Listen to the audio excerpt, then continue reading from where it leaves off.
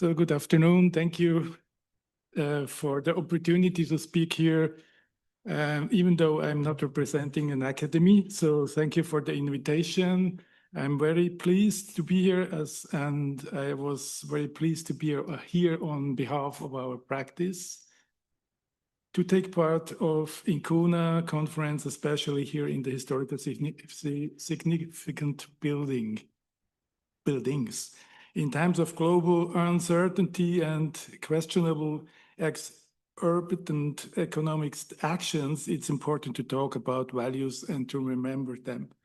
I'm delighted to be here, not at least because Spanish culture and architecture is creative in use of materials and forms has always inspired me a lot.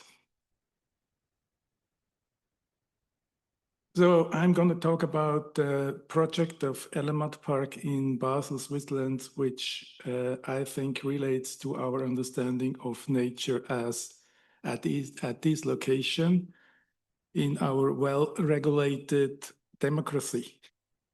The design of open space results from an international urban planning competition. I will briefly introduce and illustrate the planning and design with all the chosen spatial relationship that we are aware of and those that we provoke or unknowingly enable.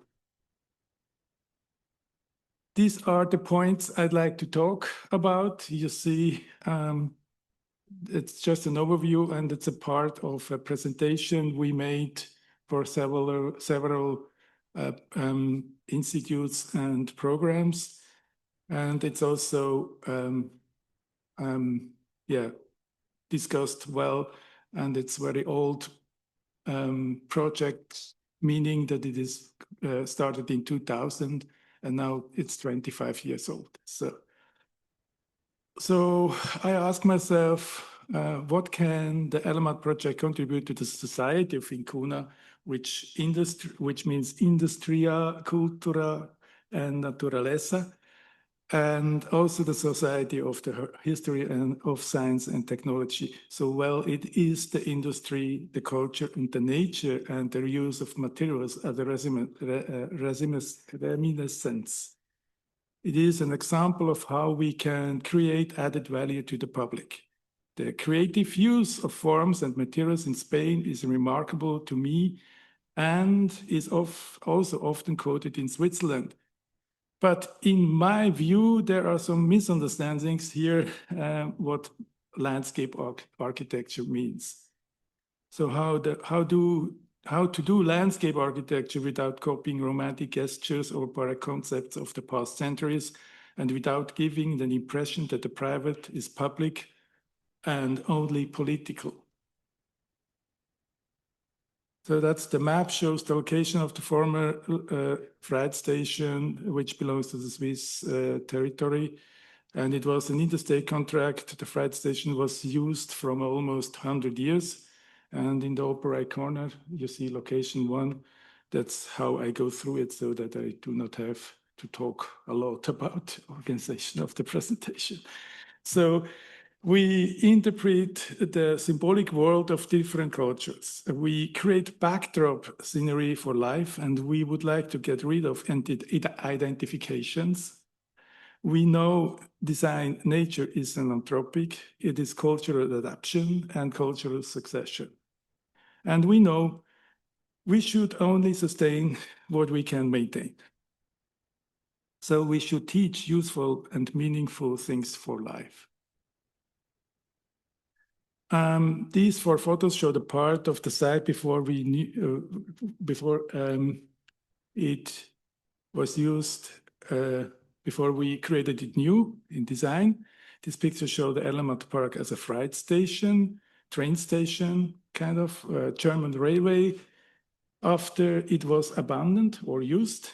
And the question here was how to bring life quality for humans into the space. It was very, very hot and very dry and flat. So there was an interstate agreement between Germany and Switzerland, which has to be resolved. So what you see here is the Rhine landscape at that place. And we just go into the history of the landscape and how it moves. And it is dominated by ground shifting, either by nature or by man. Here you see the landfill of the railway station in 1914, and it's down left. And so the Element Park started, what I just said, as a competition, international competition, and there were several steps, political steps as well, because they wanted to have shooting ranges or lakes or stuff like that, and there was a lot of political discussion about what to do about this place. So at the moment, the fourth phase is in construction.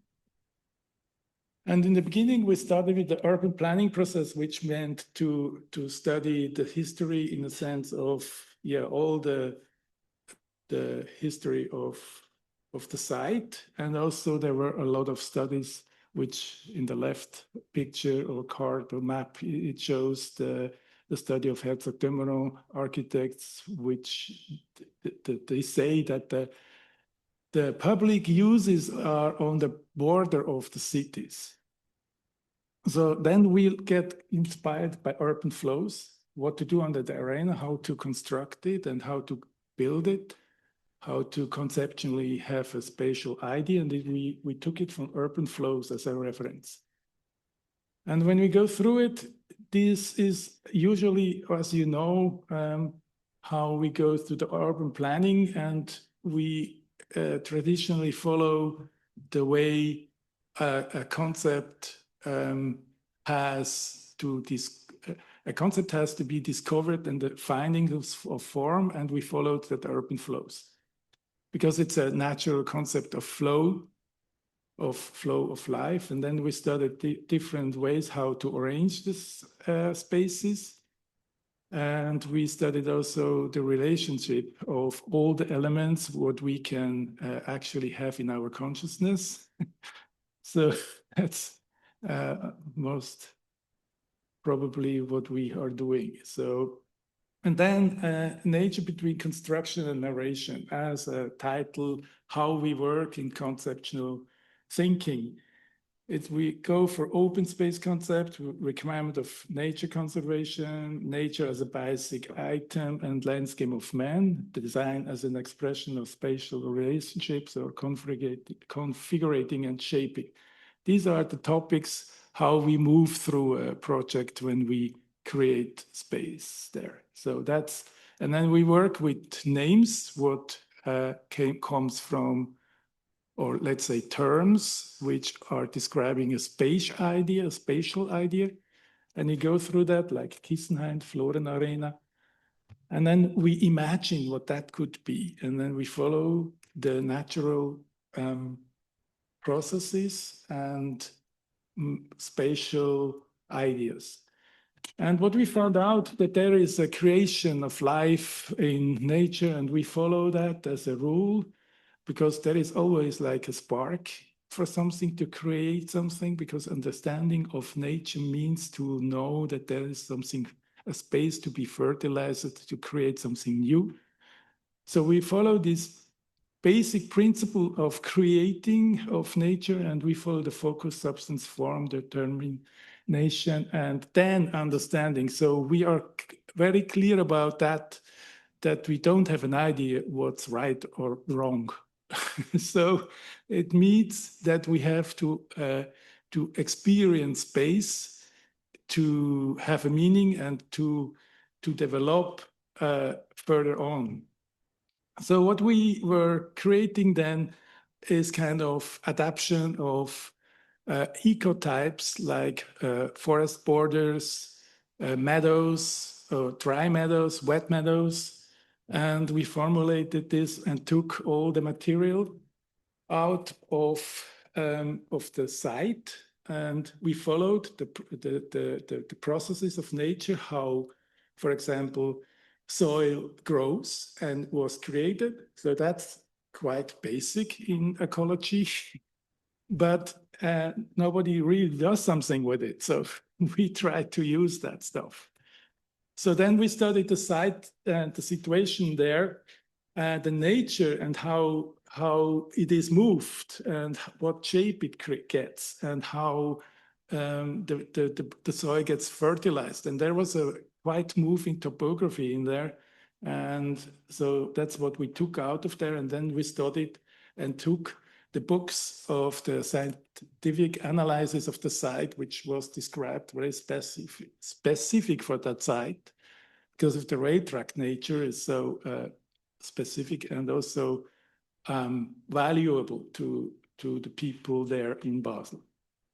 So that's the next step. We analyzed nature there and we started creating it, like how to arrange it so that these life processes can grow on.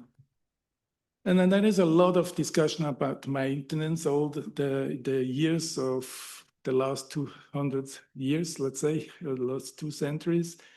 And this is just an image of the discussion of how to maintain, and the discussion in 1794, they published a discussion about how to maintain land.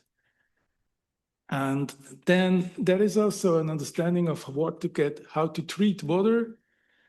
And I mean, we are well-educated country, let's say in Europe countries, but we lost the connection and the anchoring of cultural education, how we can transport it into the future. So we go back into the books of history and check what ideas are there and how can you establish into modern times without spending too much money. Because the Roman did it, so why shouldn't we do it again? So we go back, and these are just examples how we research the flow of water through the cities. Then the spatial relationship between houses and nature. So it was a recreational area, and it's a protected landscape in nature. So the World Wildlife Fund and Greenpeace were invited. There were several foundations which had an interest to really support nature as a protection. And we had the idea that we have areas where they are not protected, but kind of pre-protected, so that there is a step of zones which are creating the protected space, which are not meant to be used mainly by people. So how can you do that without fences? That was a question there. And then we used the soil and we studied also the borders. How is the relation of people, how they move, and how can that get a design? And then we have a lot of plant sociology knowledge. And in Switzerland, there are a lot of professors talking about the design and the mosaic of nature at the place. So I have 2 minutes. I will go through the pictures and show you what we did with it. So for example, we reused these concrete slabs or the railway tracks. And we worked, and so that's the living in the park. And we developed some, let's say, usage of soil. We took it as a gain pool from the rain tracks and we adapted it to the place. So we applied it. We used the existing soil and we shaped it. And we used the materials to choreograph soil in a new way so that life can go on how it was there. And that's just showing what that meant in construction. And then we applied kind of plans, which is soil structure, the sowing, grow plants, nature protection areas, and so on. We go here through that. And then there is some conclusion I would like to read as to finish. Over the last 30 years, we have learned that understanding of landscape architecture arises through the designer's form finding, or rather conceptual spoken, the designer's determination of form. We have made the experience that finding a form and deriving a structure of the open space from history of the place should be the highest goods and greatest interest of a collective. A quote from French-speaking Swiss writer and former philosopher Henrik Frederick Amiel in 1880 is, any landscape is a condition of spirit, of the spirit. Another quote of an evolutionary biologist called Edward Osborne Wilson, you know him, he died in 2021, known for developing the field of social biology. He said, "We are drowning in information while starving for wisdom. The world from now on will be run by synthesizers. And synthesizers are people who are able to put together the right information at the right time, think critically about it, and make important choices wisely." In responsibility for society, open spaces create meanings and opinions. We need these meanings and opinions so that we can revise and view our view and can create new imaginations. Nature, what I just said, is to arise, to spring, and to take its beginning and to originate. Generally refers to which was not created by man. And we learned, nature just is, not naturally natural, nature just is.